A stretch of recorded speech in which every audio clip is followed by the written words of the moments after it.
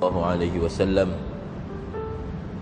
وإلى كافة الأنبياء والمرسلين صلوات الله وسلامه عليهم أجمعين وعلى آله وأصحابه والتابعين وتابعيهم بإحسان إلى يوم الدين، وخصوصا إلى المؤلف العالم العلامة الشيخ عبد الصمد الفلمباني رحمه الله تعالى،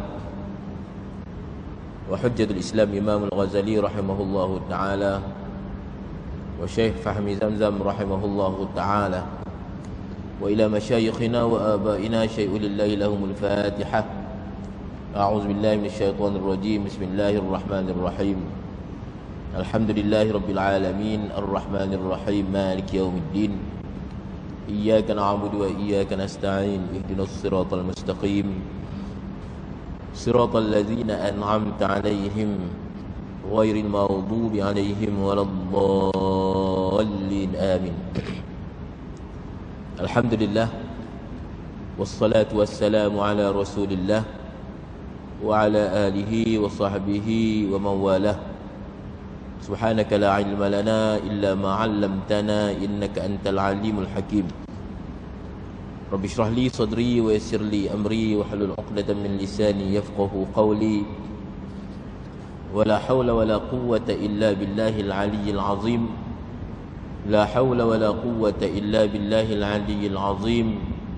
لا حول ولا قوة إلا بالله العلي العظيم. أما بعد. Hadirin muslimin muslimat yang dirahmati Allah, kembali pada perbincangan kita kitab berpandukan kitab Sayrus Salikin ila Ibadati Rabbil Alamin, karangan Al-Alim Al-Allamah Al-Syeikh Abdul Samad Al-Falimbani rahimahullahu ta'ala, terjemahan daripada Lubab Ihya Ulumuddin, karangan Hujjatul Islam Imam Al-Ghazali rahimahullahu ta'ala. Edisi yang ada di tangan kita adalah edisi yang telah ditahqiq semula oleh Syekhuna Al-Marhum Ahmad Fahmi Zamzam rahimahullahu ta'ala. Kembali pada perbincangan kita, muka surat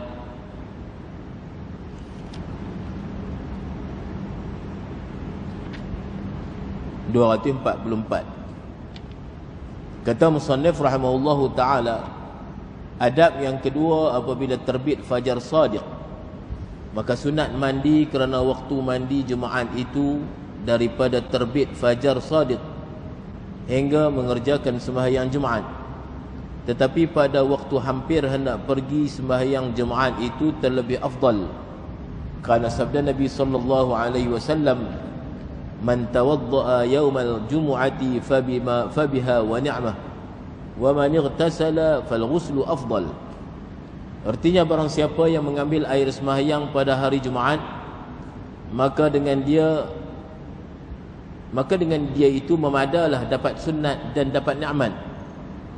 Dan barang siapa yang mandi, maka mandi itu terlebih afdal. Kita di bawah tajuk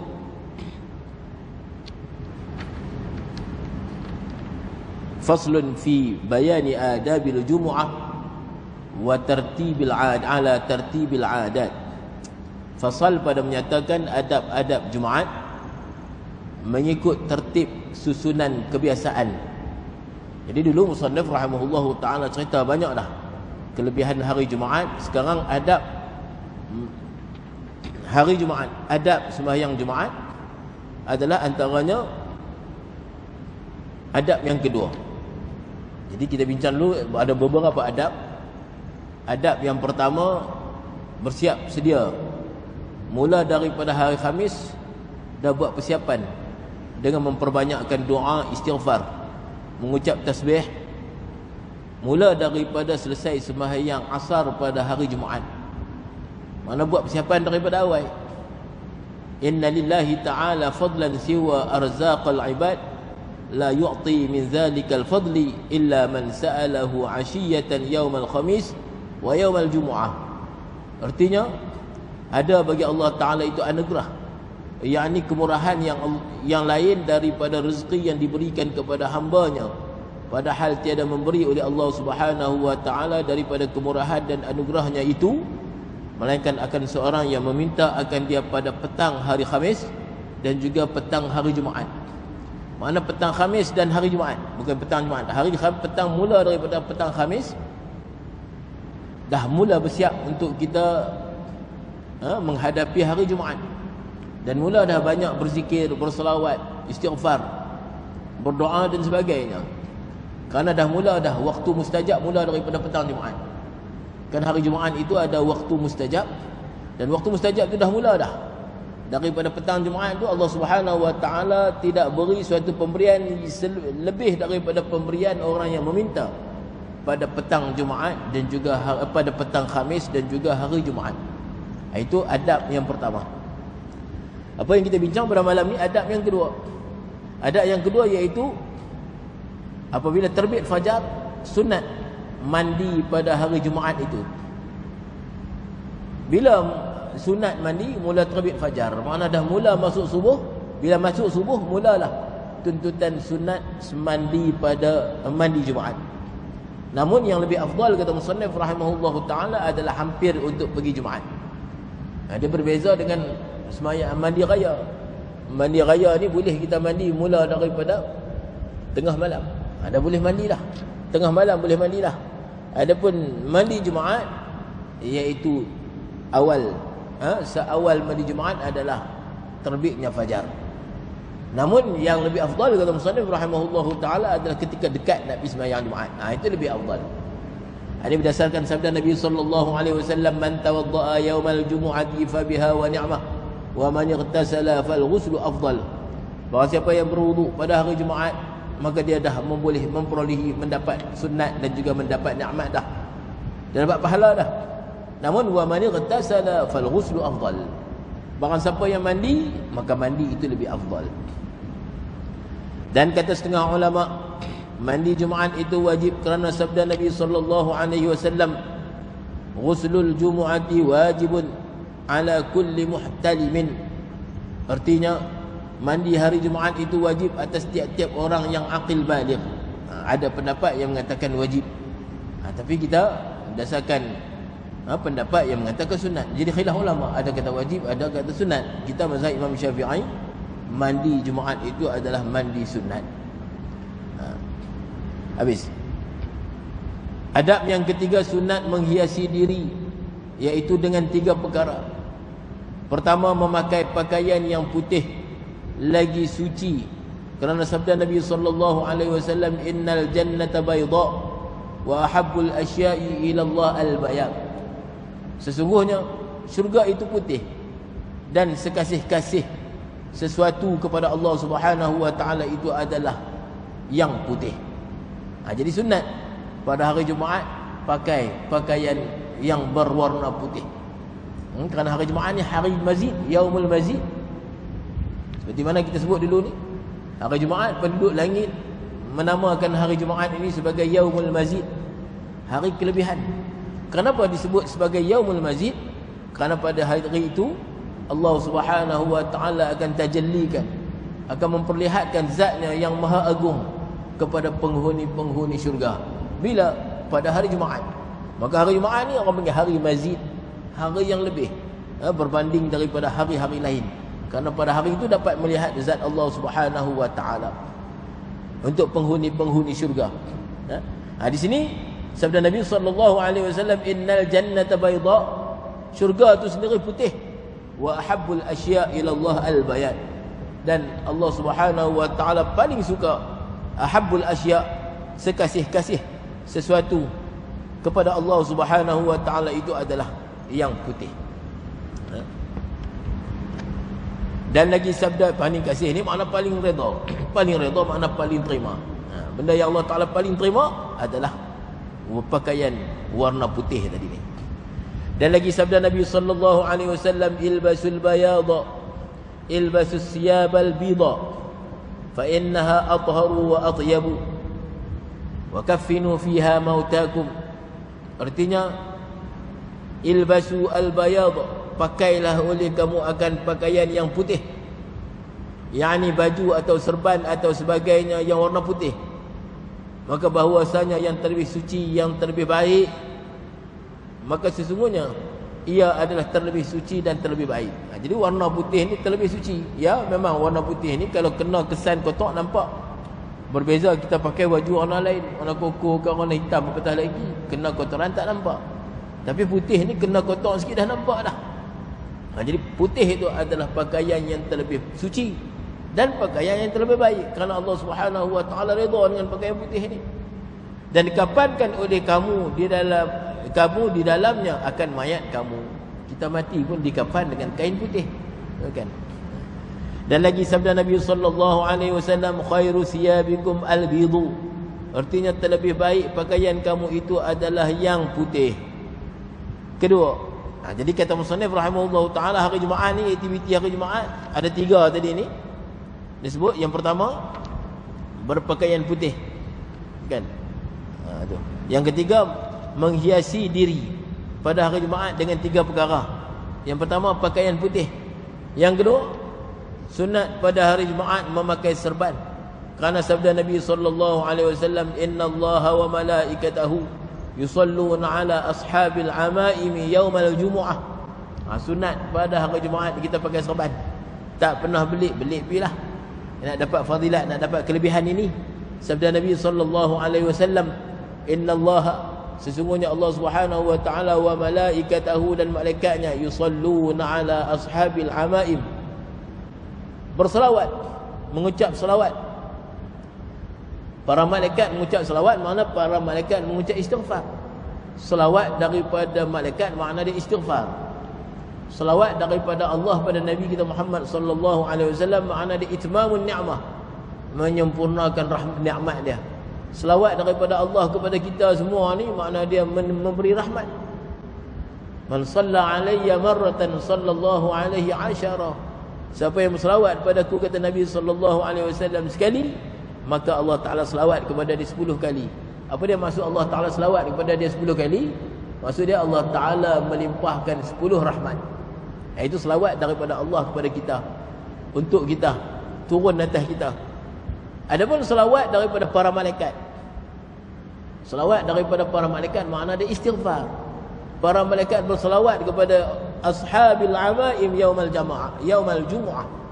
Para malaikat berselawat untuk orang yang pakai serban pada hari Jumaat. Makna apa? Para malaikat beristighfar. Allahumma ghfir lahu, Allahumma ghfir lahu. Ya Allah, ampunkanlah dosa si fulan yang pakai serban tu. Itu kelebihan dia. Habis. Dan sunat berkelubung kepala serta berlebih-lebih bersuci badan, dan menghilangkan bau-bauan yang busuk-busuk pada badan, dan menghilangkan yang cemar-cemar pada badan, dan bersugi, dan bercukur rambut, dan bercukur bulu ari-ari, dan mengandam misai, dan mencabut bulu ketiak, dan mengerat kuku, dan barang sebagainya, seperti yang tersebut dalam babut taharah dahulu itu. Sunat pada hari Jumaat bukan sekadar kita bersih diri daripada najis, bukan sekadar bersih diri daripada hadas, bahkan bersihkan diri juga daripada kotoran-kotoran yang bukan hadas, bukan najis. Kotoran-kotoran badan, bau-bau badan, lebihan-lebihan tubuh badan kita, bulu-bulu yang lebih panjang. Masa itulah kita nak andam misai kita, kan? Nak mengandam misai kita. Begitulah masa itulah nak membersihkan rambut kita. Buang bulu ketiak, buang bulu hari-hari. Hari Jumaat sunat. Kata Sayyidina Abdullah ibn Mas'ud radhiyallahu anhu, man qallama azfarahu yawmal jumu'ati akhrajallahu minhu da'an wa adkhala fihi shifaan. Artinya barang siapa yang mengerat kukunya pada hari Jumaat, nescaya mengeluarkan oleh Allah Taala daripadanya itu penyakit, dan memasukkan ke dalamnya itu sembuh. Ini antara kelebihan hari Jumaat. Kerat kuku, kelebihan kerat kuku hari Jumaat apa dia? Keluar penyakit dan masuk sembuh. Kalau payah nak kebah demam, hari Jumaat kerat kuku, kan? Mudah-mudahan dapat fadilat yang dijanjikan ini. Yang ketiga, sunat memakai bau-bauan yang terlebih harum baunya, seperti kasuri dan barang sebagainya. Kata Imam Al-Ghazali kata Imam Syafi'i rahimahullahu taala, man nazufa thawbuhu qalla hammuhu wa man taba rihuhu zada aqluhu. Artinya barang siapa suci pakaiannya sedikit, duka citanya.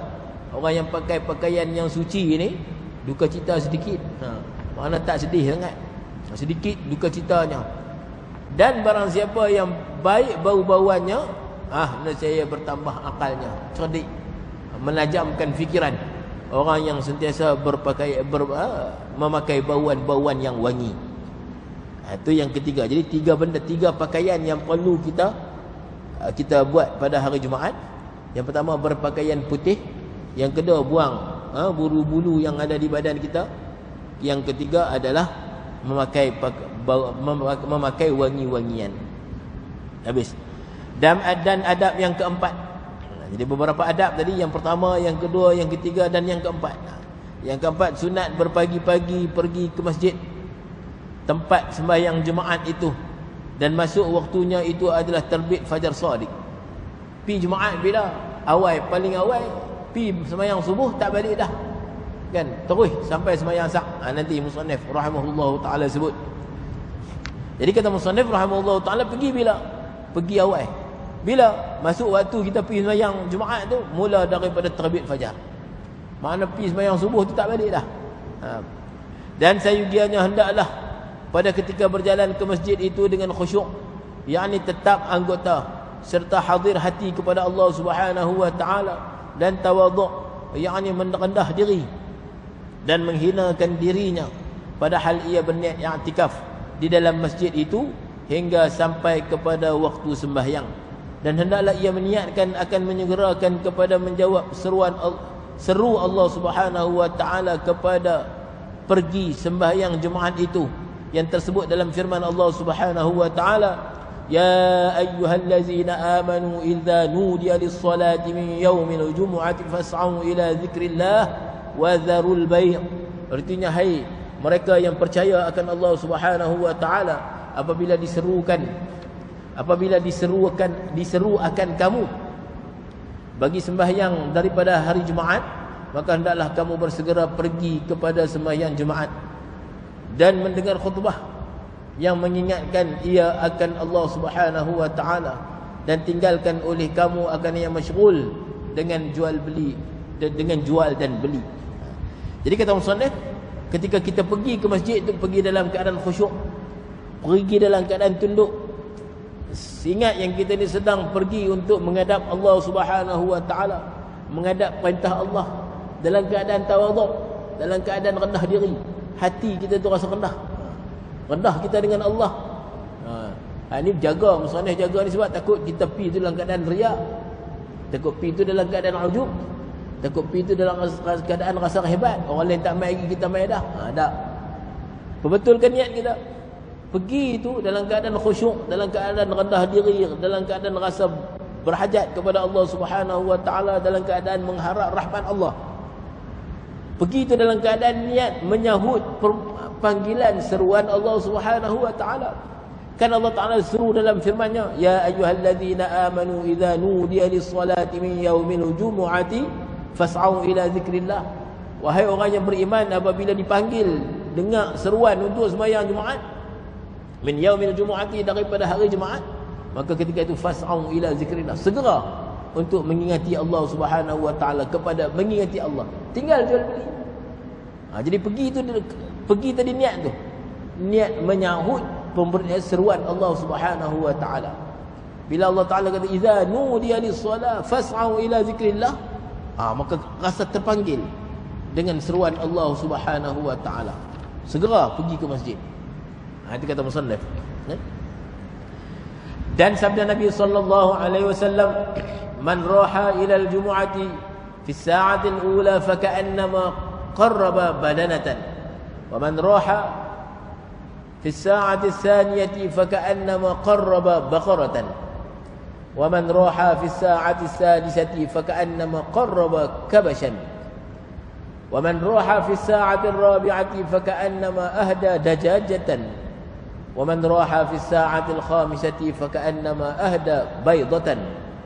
فإذا خرج الإمام طويت الصحف ورفعت الأقلام واجتمعت الملائكة عند المنبر يستمعون الذكر. Ini cerita fadilat orang yang pergi awal waktu. Sabda Nabi SAW, barang siapa yang pergi sembahyang Jumaat, barang siapa yang pergi kepada masjid kerana sembahyang Jumaat pada saat yang pertama, maka seolah-olah ia menyembelih korban seekor unta. Nanti musannif sebut apa yang dimaksudkan waktu pertama, waktu kedua, waktu tiga.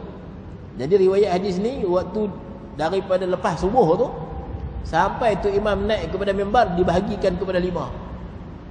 Waktu yang pertama, siapa yang pergi waktu pertama, dia seolah-olah korban seekor unta. Pahala dia. Seekor unta agak berapa ribu? 6,000. Tak ada teki unta, tak ada orang ni. Seekor unta. Dia korban seorang dia. Itu pahala dia. Dan barang siapa yang pergi pada saat yang kedua, seolah-olah ia menyembelih seekor korban seekor lembu. Dan barang siapa yang pergi pada saat yang ketiga, maka seolah-olah ia menyembelih seekor kambing biri-biri yang bertanduk. Mana biri-biri yang besar dah, yang dah tumbuh tanduk dah, yang boleh dah buat akikah, buat korban. Dan barang siapa yang pergi pada saat yang keempat, maka seolah-olah ia memberi hadiah seekor ayam. Ayam tak boleh buat korban dah. Mana ada korban ayam, sekadar hadiah lah, sembelih seekor ayam hadiah. Takat tu je pahala dia. Dan barang siapa yang pergi pada saat yang keenam, maka seolah-olah ia memberi hadiah sebiji telur. Maka apabila keluar imam akan membaca khutbah, maka dilipat akan segala suratan dan diangkatkan akan segala qalam, dan berhimpun segala para malaikat yang menyurat akan amal manusia itu pada dekat mimbar, padahal mereka itu mendengar akan zikir, yakni mendengar akan khutbah. Jadi bila khatib dah naik dah atas mimbar, tak baca khutbah lagi, dah keluar ada khatib nak untuk baca khutbah, maka ketika itu para malaikat bersegera masuk duduk kat mimbar ni. Para malaikat pun nak dengar khutbah juga. Tadi mereka duduk cek suhu dekat depan. Bukan cek suhu, duduk catat siapa dia main. Orang main awal, catatan dia seekor unta, seolah-olah dia korban seekor unta. Hak yang last sekali, seolah-olah dia hadiah ke orang sebiji telur. Telur berupang ni. Kalau ni telur kata tak ada kan. Berapa sebiji telur? Itu pahala dia. Kemudian bila dah malaikat keluar dah, kemudian dah bila khatib keluar nak naik atas mimbar, nak baca khutbah, para malaikat pun lipat surat. Catatan mereka, buku mereka pun dah tutup, pen mereka dah pun diangkat dah, masuk dalam poket, seolah-olah gitulah. Lepas tu malaikat pun duduk dekat mimbar dengar khutbah. Maka barang siapa yang datang kemudian daripada demikian itu, maka hanya saja datang ia mendapati sembahyang jua, tiada baginya daripada fadilat sesuatu. Dia hanya melepaskan kewajipan saja. Tak dapat fadilat tadi, tak dapat. Sebiji telur pun tak dapat. Tak ada lagi tu. Itu yang dia bayar juga. Terlepas tuntutan fardu ain sembahyang Jumaat tu. Inilah diriwayatkan. Inilah riwayat yang disebutkan oleh Imam Al-Ghazali rahimahullahu taala dalam Ihya Ulumuddin dan dalam kitab Bidayatul Hidayah, dan setengah riwayat hadis yang sahih pula. Wa fil rabi'i dajajatan wa fil khamisi usfuran wa fis sadisi baydatan. Ini dalam riwayat yang lain bahagi kepada 6 masa. Jadi masa yang keempat ibarat dia orang panggil menghadiahkan seekor ayam. Waktu yang kelima ibarat dia menghadiahkan seekor burung ciak rumah, burung usfur. Waktu yang keenam bagaikan dia menghadiahkan sebiji telur. Dalam riwayat yang lain sebut 6. Dan setengah riwayat hadis yang sahih juga. Wa fil rabi'ati battatan wa fil khamisati dajjajatan wa fis sabi'ati wa fis sadisati baydatan. Artinya barang siapa yang pergi pada saat yang keempat, maka seolah-olah ia memberi hadiah seekor itik. Tadi kambing, ini itik. Dan barang siapa pergi pada saat yang kelima, seolah-olah ia memberi hadiah seekor ayam. Dan barang siapa pergi pada saat yang keenam, seolah-olah ia memberi hadiah sebiji telur. Habis. Dan kata Imam Al-Ghazali rahimahullahu taala dalam Ihya Ulumuddin, Wasa'atul ula. Jadi nak tahu waktu pertama tu daripada mana, waktu kedua daripada mana, waktu ketiga tu daripada mana. Kan kita bagi waktu kepada 5 tadi. Maka kata Imam Al-Ghazali rahimahullah taala dalam kitab Ihya Ulumuddin, wasa'atul ula ila tulu'asy syamsi. Waktu yang pertama tu mula daripada sembahyang subuh tu lah. Pipi sembahyang subuh tu sampai tulu'asy syamsi. Naik matahari. Habis subuh. Kan? Itu waktu yang pertama. Mana dia pergi sembahyang subuh tu dia tak balik dah. Itu orang yang mendapat pahala ganjaran bagaikan dia korban seekor unta. Wasaniyatu, dan waktu yang kedua ila irtifaqiha, daripada naik matahari hingga terapung matahari. Irtifaq ni tadi matahari duk naik, nampaklah bulatan matahari tu sikit sebiji. Itu orang panggil teluk, naik matahari. Naik matahari itu habis dah subuh. Kan? Kemudian irtifaq ni makna kita nampak dah matahari tu dah terapung dah. Nampak dah bulatan matahari tu dah terangkat dah. Tu irtifaq. Irtifaq syamsi. Bila sampai irtifaq tu, habis waktu kedua. Waktu pertama tu mula naik matahari. Waktu kedua adalah irtifaq matahari, makna dah terapung dah matahari tu. Wasalisatu, dan yang ketiga ilam bisatiha hina tarmusul aqdam. والرابعة إلى الضحى والخامسة بعد الضحى الأعلى إلى الزوال وفضلها قليل ووقت الزوال حق الصلاة ولا فضل فيه. Jadi kita baca terjemahan dia. Saat yang pertama itu terbit fajar shadiq hingga terbit matahari. Saat kedua itu daripada terbit matahari hingga naik matahari. Terbit lain, naik lain. Terbit nampak matahari itu kan. Terbit naik itu hak terapung tadi tu, naik matahari. Dan saat yang ketiga itu hingga terhampar matahari ketika berasa panas pada tapak kaki. Matahari dah tinggi dah. Nampak sebiji matahari dah. Terhampar matahari. Kemudian kalau kita tak kaki di atas jalan tu rasa panas dah. Itu waktu bang, waktu ketiga. Dan saat yang keempat hingga waktu duha. Hingga waktu duha. Dan saat yang kelima itu kemudian daripada waktu duha yang tinggi sampai kepada gelincir matahari. Mana waktu duha tengah dah. Dia waktu awal waktu duha. Hak yang keempat tadi ni awal waktu duha. Hak yang kelima ni akhir waktu duha. Waktu duha bahagian akhir. Sebab waktu duha tu habis bila gelincir matahari, habis waktu duha. Dan fadilatnya itu sedikit. Kelebihannya sedikit lah. Kelebihan waktu yang kelima tu sedikit. Dan waktu gelincir matahari itu hak bagi sembahyang dan tiada fadilat di dalamnya. Waktu gelincir matahari itu waktu sembahyang lah. Tak ada lah fadilat mai sembahyang Jumaat tu. Kelebihan mai sembahyang Jumaat tu tak ada. Kelebihan sembahyang tu ada lah.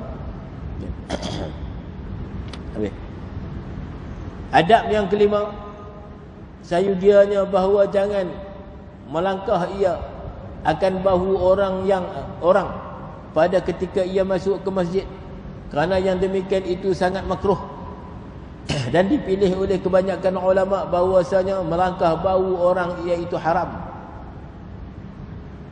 Kerana sabda Nabi sallallahu alaihi wasallam, man takhatta riqaban nasi yaumal jumu'ati ittakhadha jisran ila jahannam.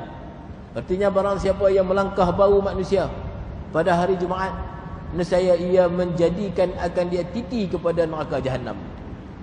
Jadi dia tengok ruang depan tu kosong, dia tak mau masuk ke pintu tu, dia nak masuk ke belakang juga. Orang adalah ruang di depan untuk dia masuk.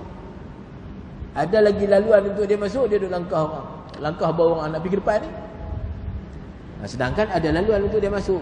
Kecuali tak ada laluan. Kok mana pun kena langkah kok ni. Puak ni tak mau penuh serpan. Duk biar depan kosong. Duk pergi duduk belakang. So belakang penuh, so depan kosong. Tak ada ruang dah nak sampai ke depan, melainkan terpaksa langkah bau. Itu tak makruh. Itu tak haram. Yang haram tadi ni, kalau ada jalan lain untuk masuk, sengaja dia duduk pergi langkah bau orang untuk ke depan. Ini berdasarkan sabda Nabi SAW. Jadi langkah bau ni pun ada dua pendapat. Ada pendapat yang kata haram, ada pendapat yang kata makruh. Pendapat yang kata haram berdasarkan hadis ni. Man takhatta riqaban nas yaumal jumu'ati ittakhadha jisran ila jahannam. Orang siapa yang melangkah bau manusia pada hari Jumaat, dia sudah pun menjadi titi. Dia jadikan sebenarnya dia duduk langkah, dia duduk berjalan atas titi untuk menuju ke neraka Jahannam. Jadi hadis ni tidak dijadikan hujah bagi orang yang mengatakan makruh. Kerana bagi mereka hadis ni hadis dhaif, kan? Tu. Habis. Tetapi tiada makruh bagi orang. Jadi pendapat yang mu'tamad makruh.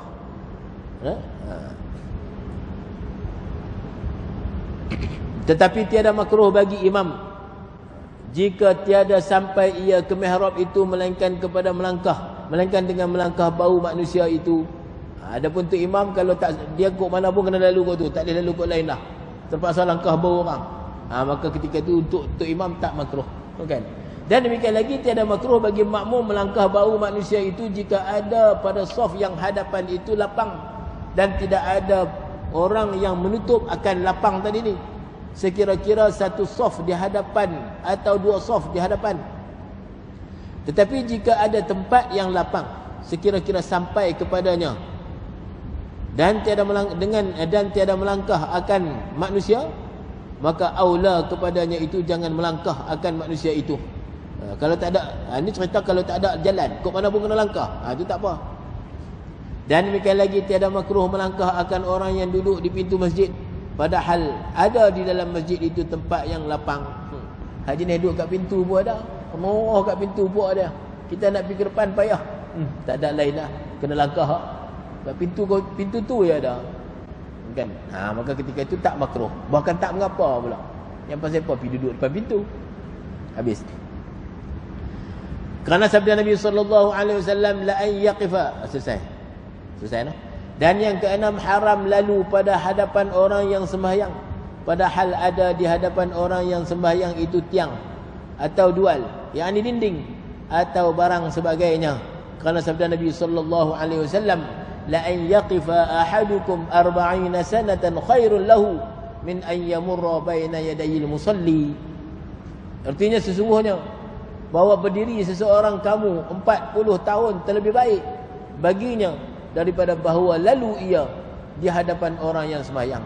Ada orang yang sembahyang dia ada sutrah depan dia, macam ni, bagi sutrah ni kita letak tu, kan? Ataupun kita ada tiang. Kalau kita makmum, sutrah kita imam. Kalau kita rakaat yang kedua, sutrah kita rakaat pertama. Dinding kita, panggil had antara kita, had kawasan kita sembahyang tu.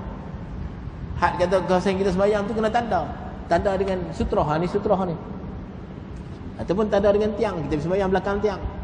Jadi antara kita dan tiang tu kawasan sembahyang kita. Siapa pun tak boleh lalu. Siapa lalu hukum dia haram. Itu.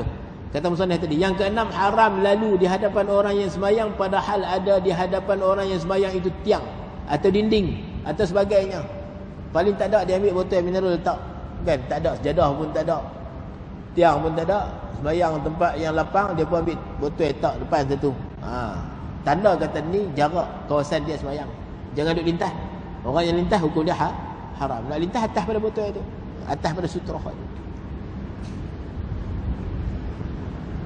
Sabda Nabi SAW, seseorang tu berdiri 40 tahun lebih baik daripada dia melintas depan orang sembahyang. Kalau terpaksa berdiri, tak boleh nak pergi dah. Berapa lama? 40 tahun. Ini mubalaghah cakapan Nabi kita Muhammad SAW. Tak ada orang nak diri terpacak 40 tahun, kan? Cuma nak abang kata betapa salahnya orang yang melintasi di hadapan orang yang sembahyang, kan? Tetapi jika tiada suatu di hadapan orang yang sembahyang itu, maka iaitu makruh.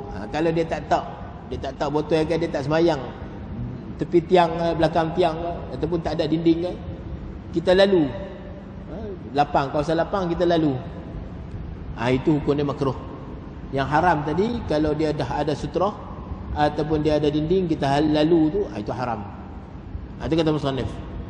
Tetapi jika tiada sesuatu di hadapan orang yang sembahyang itu, maka iaitu makruh lalu pada hadapannya itu.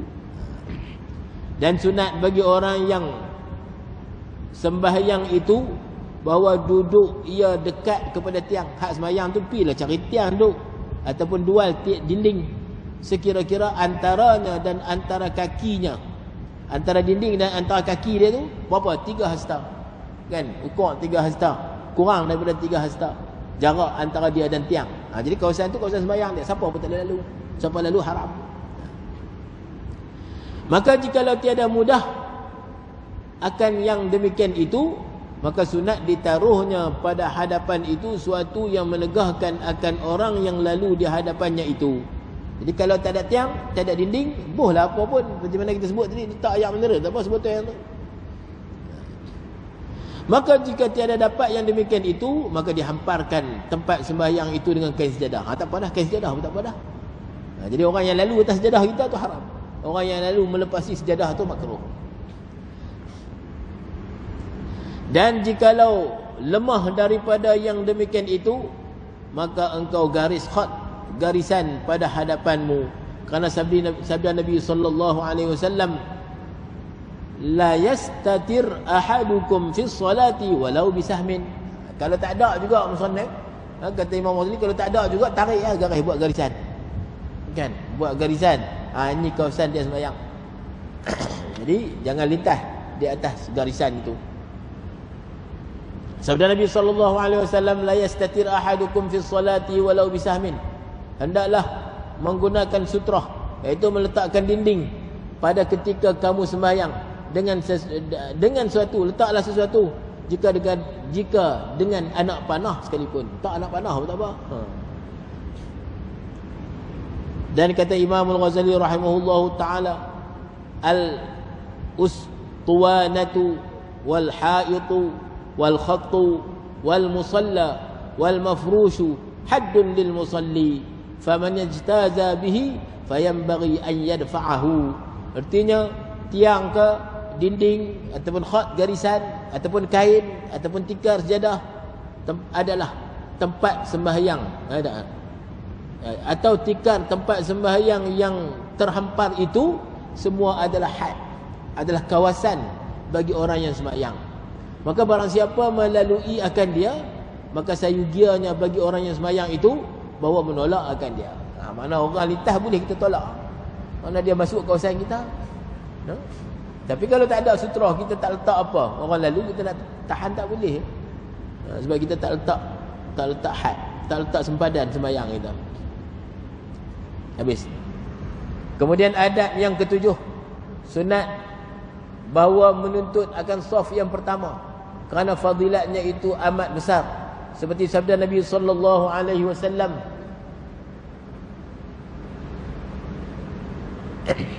man ightasala, seperti mana sabda Nabi sallallahu alaihi wasallam, man ghassala wa ightasala wa bakara wa batakara wadana minal imami wastama'a kana lahu dhalika kaffaratan lima bainal jumu'ataini wa ziyadata 3 ayyam. Man ghassala, barang siapa yang membasuh kain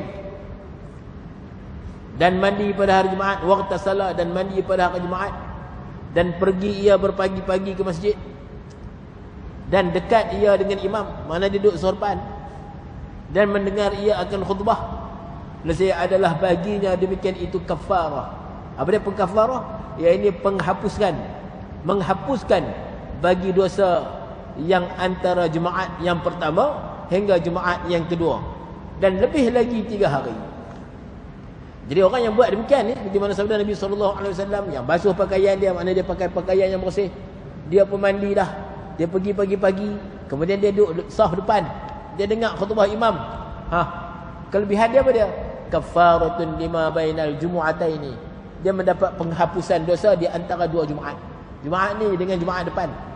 Jumaat depan tak buat dosa lagi, macam mana penghapusan? Penghapusan dosa yang tak buat lagi, dalam arti kata terpelihara daripada dosa. Daripada Jumaat ni sampai Jumaat depan, dia terpelihara daripada dosa. Itu maksud kafarah. Wa ziyadata 3 ayyam, tambah lagi 3 hari. Jumaat, Sabtu, Ahad, Isnin. Sampai hari Isnin. Bukan sampai hari Jumaat, sampai hari Isnin. Dan lagi sabda Nabi sallallahu alaihi wasallam, salasun law ya'lamun nasu ma fihinna la rakadu rakdal ibli fi talabihinna al-adhanu was-saffu al-awwalu wal-ghuduwu ila al-jumu'ati. Artinya 3 perkara. Kalau manusia 3 perkara, jikalau mengetahui oleh manusia barang yang di dalamnya daripada beberapa pahalanya, nescaya berlarilah ia, nescaya melarikan dan mengajarkan mereka itu akan unta dengan lari yang pantas pada menuntut akan dia. Jadi 3 benda kata Nabi SAW, kalau manusia tahu, mereka akan lari pergi, ataupun mereka akan mempercepatkan unta mereka untuk dapat 3 benda ni. Apa dia? Yang pertama, pahala orang azan.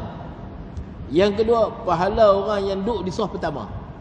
Yang ketiga, pahala orang yang pergi masjid, berpagi-pagi ke masjid kerana sembahyang Jumaat. Orang yang piawai tadi ni, pergi pada waktu pertama, waktu kedua dan sebagainya tadi ni, bersegera. Kalau mereka tahu di sebalik perbuatan tadi ni ganjaran pahala yang hebat tu. Kemudian adab yang ke-8, apabila keluar imam dan naik imam ke atas mimbar. Wallahu subhanahu wa ta'ala a'lam.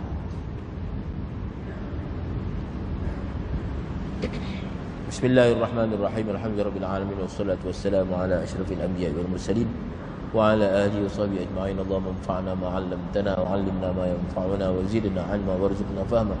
اللهم ارزقنا فهم النبيين وحفظ المرسلين وإلهام الملائكة المقربين واهدنا بهداية العارفين. اللهم وفقنا لطاعتك وأتمم تقصيرنا وتقبل منا. اللهم اجعل أعمالنا خالصة لوجهك الكريم. وصلى الله على سيدنا محمد وعلى آله وصحبه وسلم والحمد لله رب العالمين.